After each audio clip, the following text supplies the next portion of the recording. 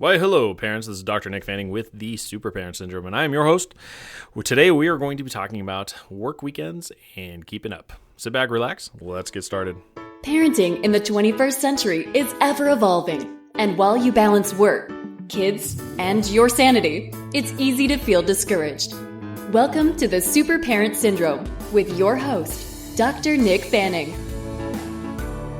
So, it is the middle of December, and just this past weekend, I actually secluded myself up in my office and had to basically beast mode a whole bunch of projects, a whole bunch of work that I had actually been putting off. So, folks, here it is.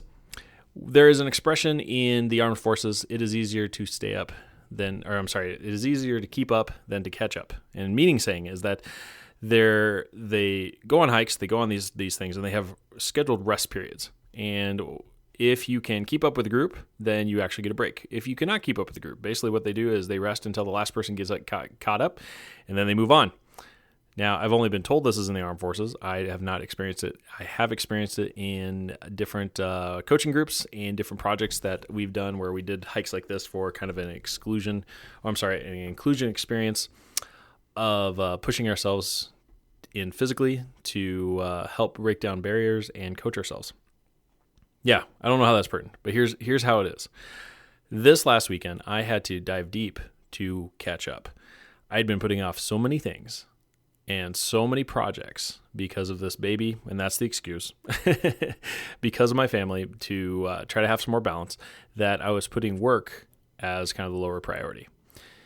And in effect, eventually it came down to the point where I just had to take a whole weekend, 3 days, and basically lock myself in the office and force myself to get some of this stuff done.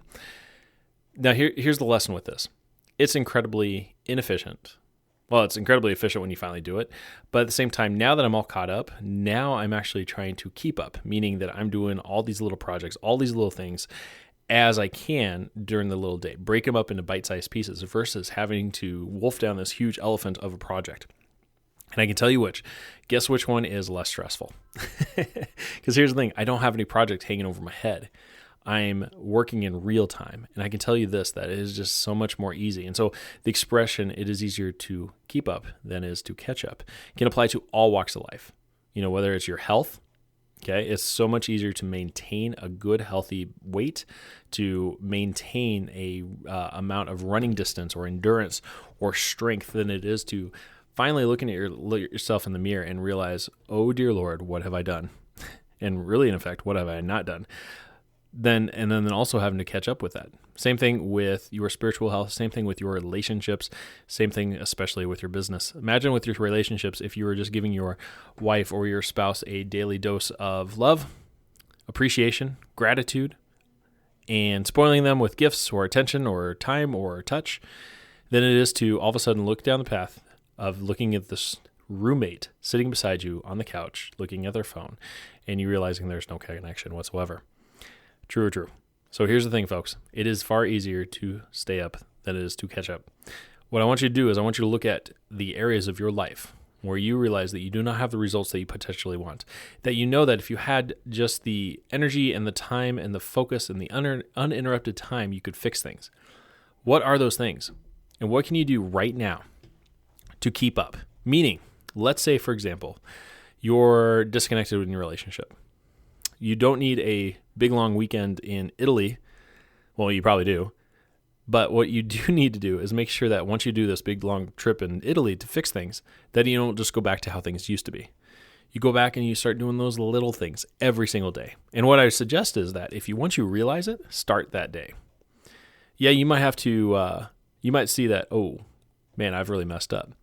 Order those flowers, draw those cards up, make sure you get the Christmas present going on, make sure you start sending text or sex messages, make sure you start doing those things immediately, and then, of course, when you can, get that vacation in, get that weekend away that you can, but start right now.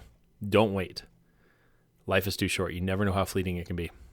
Same thing with your health. Don't be like, oh my goodness, what happened this year? Okay, I'm going to wait until the beginning of this year. It was only 3 weeks away. And then I'm going to exercise, and then I'm going to eat well. No, you start right now, and you do what you can. And yeah, you might have to, at the beginning of the year, do a detox, or you might have to then enroll into biking class or into an aerobics class. But right now you can do those minimum things you can to maintain every single day. Start your 10 push-ups, your 2 minutes of planking, your 40 squats, whatever it is, but do it right now.